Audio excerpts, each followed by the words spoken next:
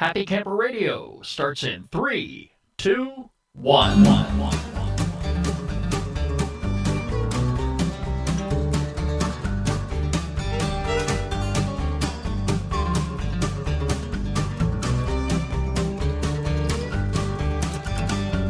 It's that time once again. Hello, everybody, and welcome back to the Happy Camper Radio Show, the only place you need to be when you're ready to talk camping. Camping is what we're about. Camping is all we talk about. I'm Skip the Happy Camper. That's what they call me, and I try to be happy, try to be pleasant as much as I possibly can. Around the house, it's a different story, but get me out there where the green leaves are on the tree like they are right about now. And the camping environment is just perfect. It's springtime, and what are your camping plans so far? Have you started making them? It's not too late to begin. In fact, I'd get started if I were you, especially if you have young kids and they're all excited about going camping, because they're going to be out of school very soon. And if you plan on taking the family out camping, you may want to consider going someplace you've never been to before. And we offer each and every week here on the Happy Camper Radio Show some wonderful camping places throughout the country that you can visit. And we highly recommend anybody to write to the show and let us know of some of these places you have been to before that you would like our listeners to know about. And you can get in touch with me very simply, Skip, S-K-I-P, at happycamperradio.com. And like we say always at the end of the show, make sure you send a link to the campground website so we can share it with all of our listeners each time we feature an episode and feature a campground for all of our listeners to go out and enjoy. We've got some shout-outs here on the program. We want to reach out to some folks right now who reached out to us, and starting with the RV and Travel Summit and Mike Yerke of Toronto, Canada. They both like us on Facebook. We want to say hello to Surfside RV Resort in Port Arkansas, Florida, Jellystone, Kentucky of Cave City, Kentucky. Hello to you folks. To John Rogers, Steve LaGreca of Michigan, Seth Backus, and Neil Garland of Newark, New Jersey. They're all following us on Twitter. And finally, we want to say hello to Jario Rop Bittencork, who added us to Circles this past week on Google+. Thank you all so very much for joining us and being a part of this great Happy Camper Radio family. Hey, don't forget, you can catch us online anytime at www.happycamperradio.com. Like us on Facebook, follow us on Twitter at Camp Talker, add us to Circles on Google+, and you can now subscribe to our brand new YouTube channel, which means you can take YouTube almost anywhere. If you're going to the campground, if you're out on the road, heaven forbid if you're in a hotel room where you shouldn't be, or if you're just hanging around the house and, nothing going on and the rain's coming down and just puts a damper on all your plans, well, you can just pick us up right there in the comforts of your very own living room at your entertainment center. We're on YouTube, and you can catch any one of our previous episodes just by logging in. Hey, on today's episode, I'm going to talk to you about bicycling and camping. Now, I mentioned this on last week's episode, and I think it just come up at the top of my head, and I said, wow, I haven't done an episode on this before. So we're going to touch base on it today, and I think it's a good thing to talk about, and I'll tell you why. When I start thinking about bicycling, I am going to go way, way back. Back into my younger years. I haven't owned a bicycle in a long time. I really should. It provides great recreational benefits as well as health benefits. Now, personally, what I do for health, I love swimming. And there's a recreational area not too far from where I live. And they have this beautiful Olympic-sized swimming pool, and it's run by the county. It's indoors. It's open year-round, very climate-controlled. And I try to take in some swimming each and every opportunity I get. I never enjoyed running. I never participated in track when I was in school. They would leave me way off in the distance. But bicycling as a young kid, I enjoyed that too. A lot of my friends that I had back in the day really enjoyed bicycling, and we all owned bicycles. And we took pride in our bicycles. When we got home from school, that's the first thing that we tackled. right? And that wasn't the homework assignments. We got that done later on, even though we tried to get our homework done as quickly as we possibly can, because the one thing you never wanted to tell your parents back then before you went to bed is you didn't finish your homework. But, we couldn't wait to get out of school, and if the weather was nice, we were out riding through our neighborhood. And things have changed dramatically since back when I was growing up. Today, there's a lot more safety concerns. Bicycles are built a lot better. They're very lightweight. And there's, like I said, there's some safety factors you've got to consider too. Because when I was a young kid on a bicycle, we didn't wear helmets. We didn't wear shoulder pads. We didn't wear elbow pads or knee pads or anything like that.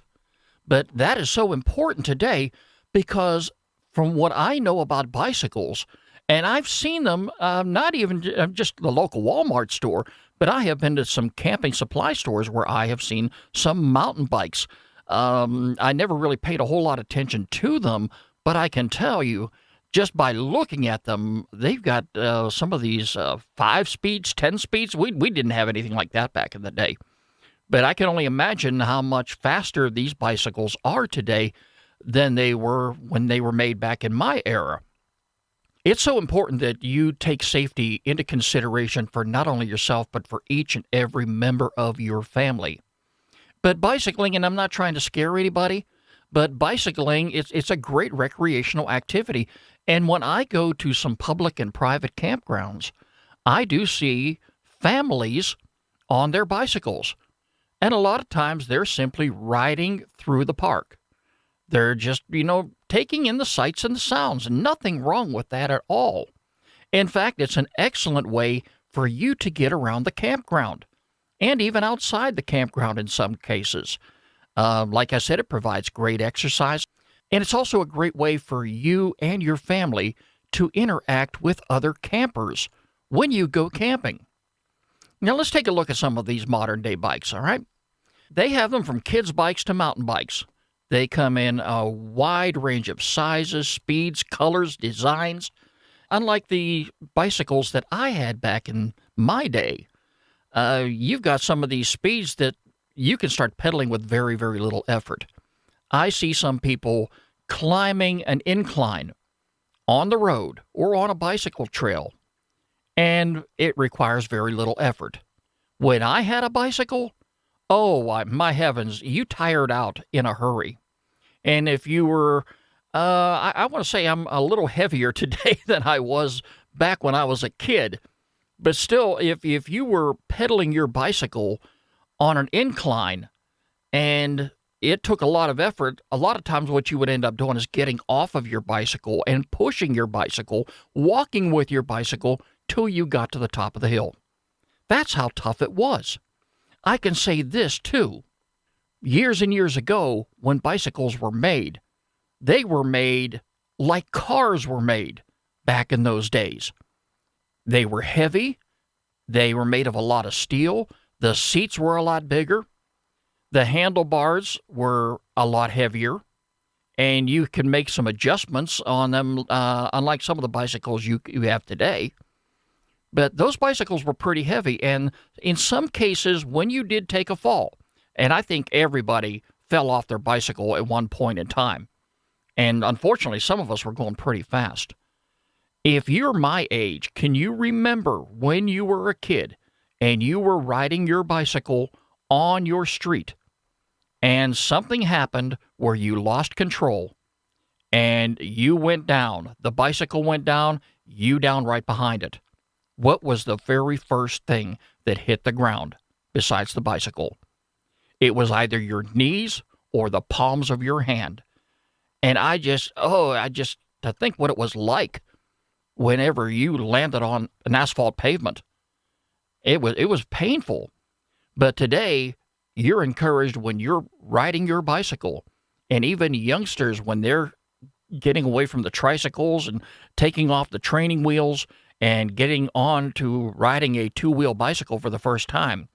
You have more parents today that are safety conscientious, more so today than they were back then. And they are suiting their kids up with everything they need because If you're a parent and you had a bicycle and now you have kids and you're buying them their first bicycle, you know what you went through, and you don't want to see your kids go through that either. So you're going to make sure that your kids have everything they need, from the elbow pads, the shoulder pads, the knee pads, and more importantly than that, the helmet.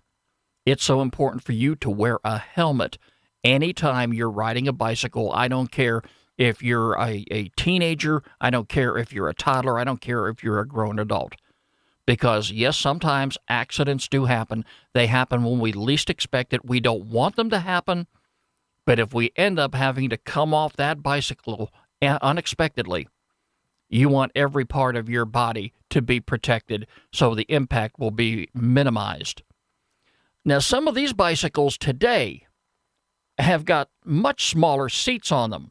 And this is just from observation purposes. Again, I haven't had a bicycle in a long time, but I look at some of the bicycles, not only at the campground, but I look at them in the stores too, and I ask myself, can they get these seats any smaller than they already are? For me, I could tell you it would be a little rough on the posterior if I had to climb on one of these bicycles. I just don't understand it. Maybe there's something to it. Maybe we have a seasoned bicyclist in our audience that can touch base with us here at Happy Camper Radio and maybe explain it a little bit better than I could.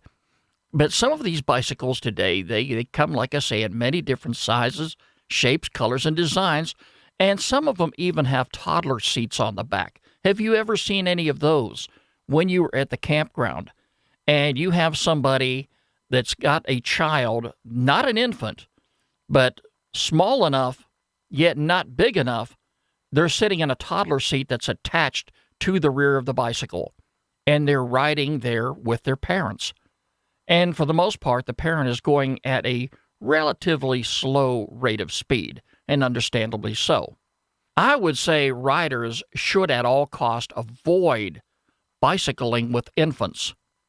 I believe, if I search my memory correctly, I have seen somebody on a bicycle one time with an infant that was strapped to their chest in some sort of a harness, and they were on their bicycle riding.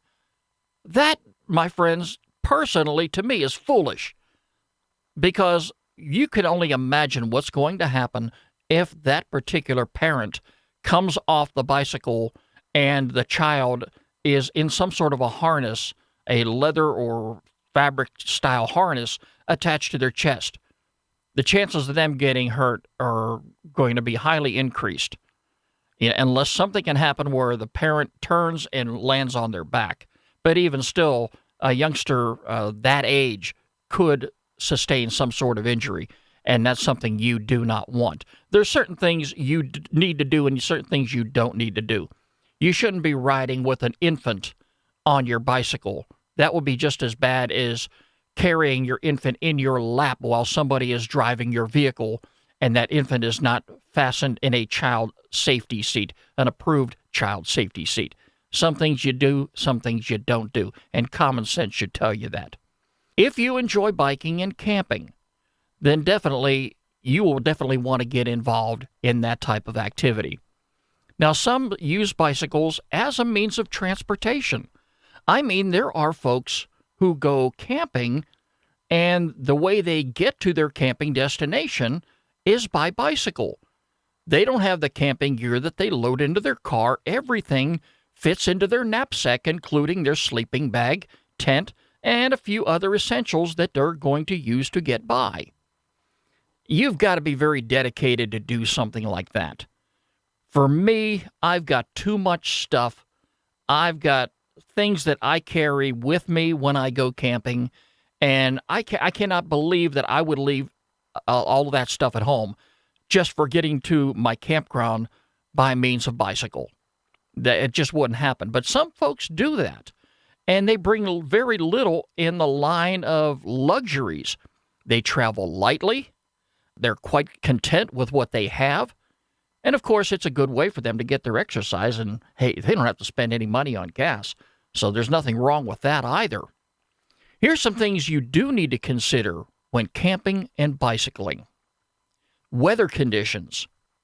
Always exercise good judgment when you're riding a bicycle. If you go to camp and you hauled your bicycles there with you, however you got them there, you want to avoid bicycling in the rain. It's never a good thing because roads are going to be slick, and slick roads can lead to accidents. You think sometimes when we plan a camping trip, we do our best to plan it at a time and we keep our fingers crossed in hopes that it's not going to rain the entire weekend or the entire week, however long your trip is going to be. You plan on good weather, you pray for good weather, and hope it arrives and stays. But if you do get there, the last thing you want to do is go bicycling in the rain. It's already bad enough that you're probably going to be holed up in your tent, or worse yet, inside your vehicle, waiting for the weather to pass. But don't risk your safety, the safety of other people out there, because keep this in mind.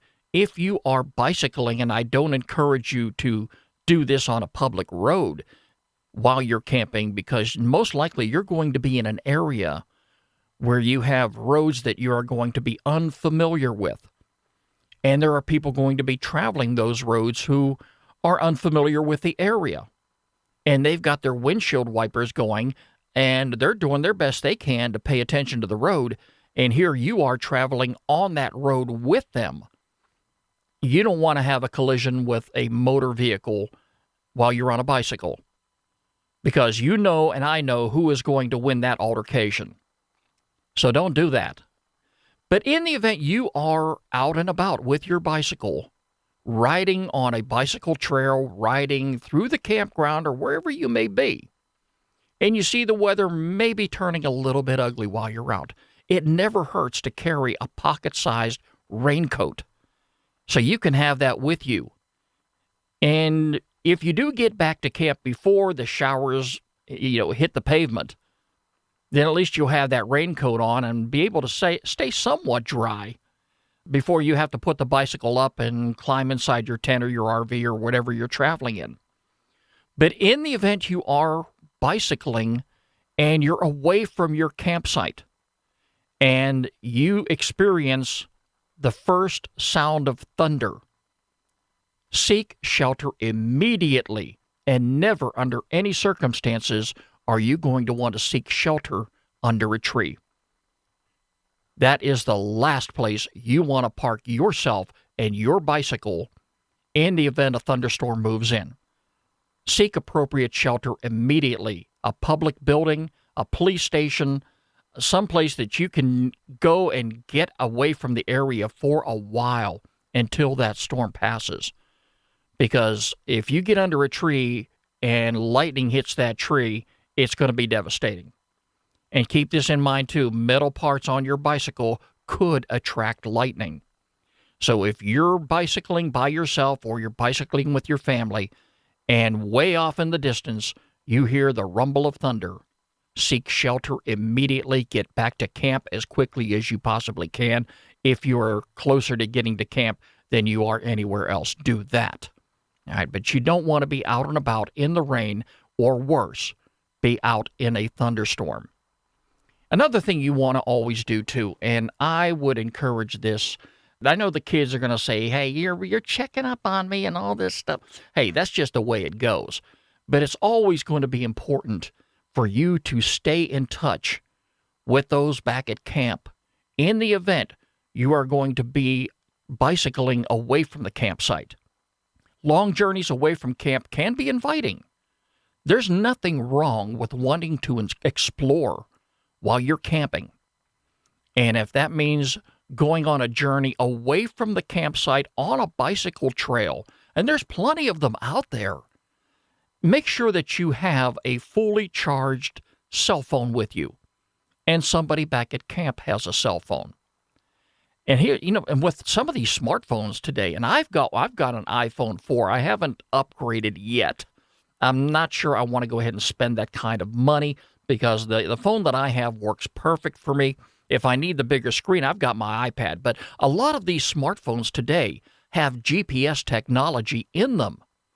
And if you've got a program where you can go ahead and program your GPS, so if in the event you do get lost and you lose your bearings, you've got that technology in your hand to get you safely back at camp.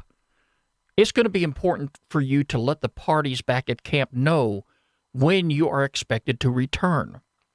Even if you're an adult and you're bicycling by yourself and your family's got other plans, let them know where you're going and when they can expect you back at camp. I know I couldn't wait to get back to camp, especially if I know I had dinner waiting on me.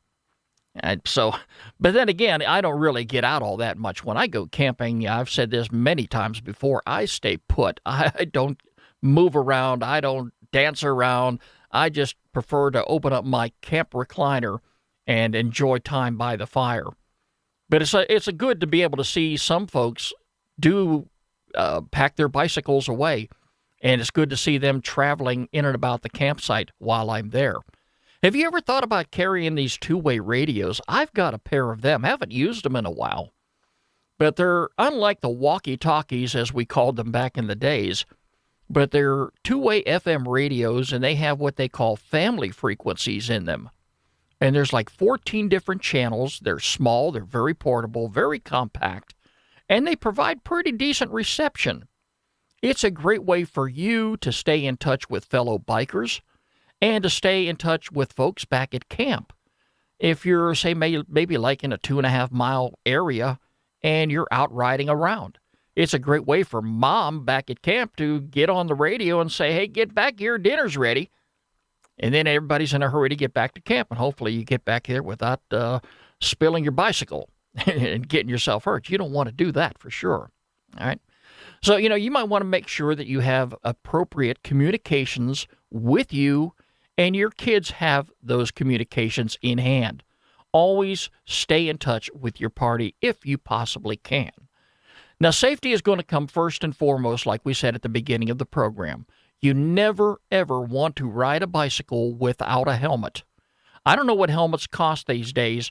I'm sure they're a little on the expensive side, but it's a lot less expensive than a hospital visit, and it will be more painful to the person that got hurt than the people that would have to be worrying about them in the hospital emergency room.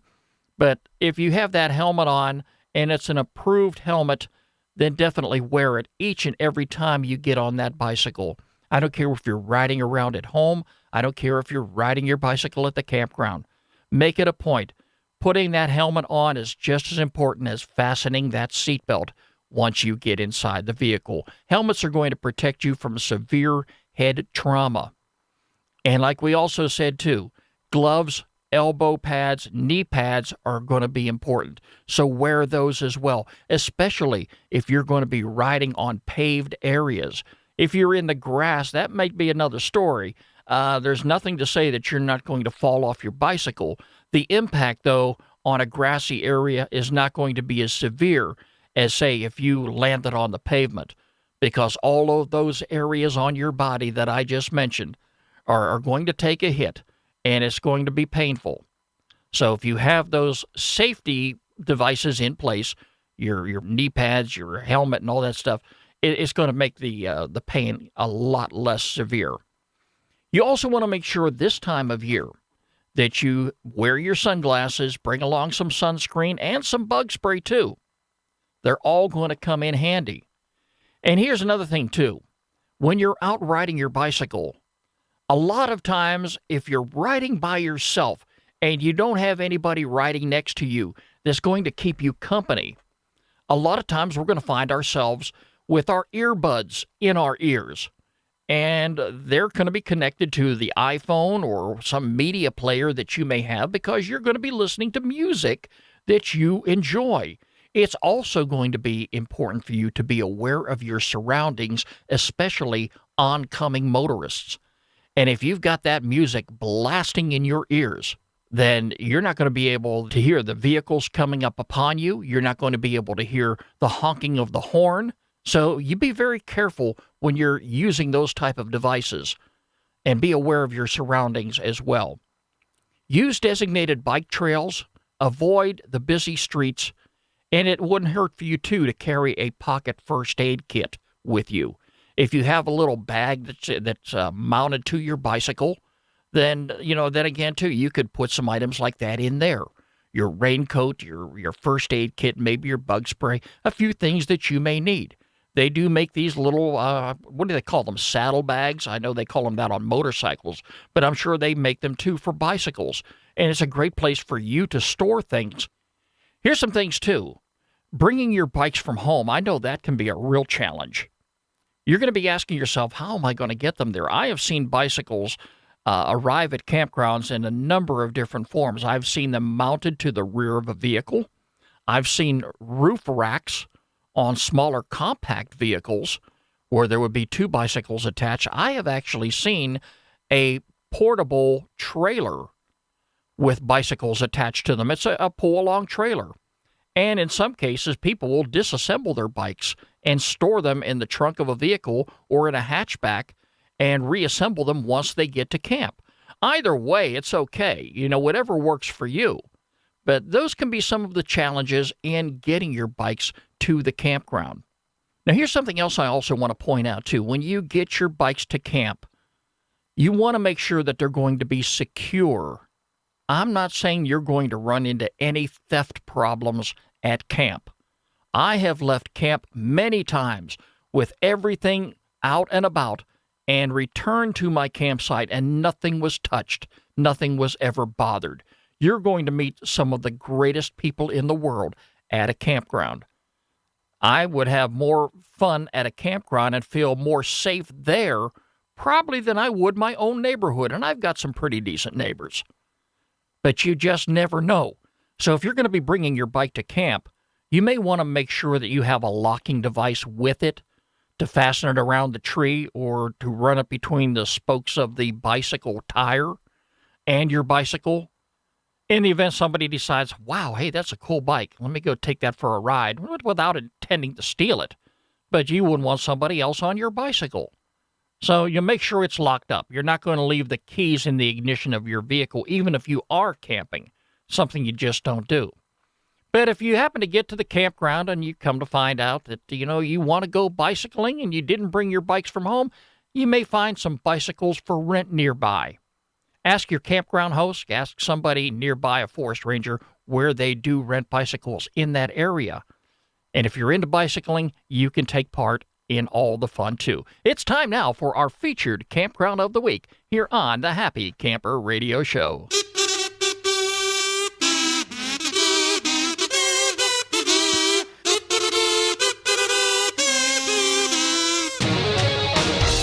I didn't have to look far to find a campground in the state of Tennessee. And my friends, you want to talk about a great family camping environment. It's the Obie River Park, located in northern Tennessee, just east of Nashville. And their camp season runs all the way through October 12th of 2015.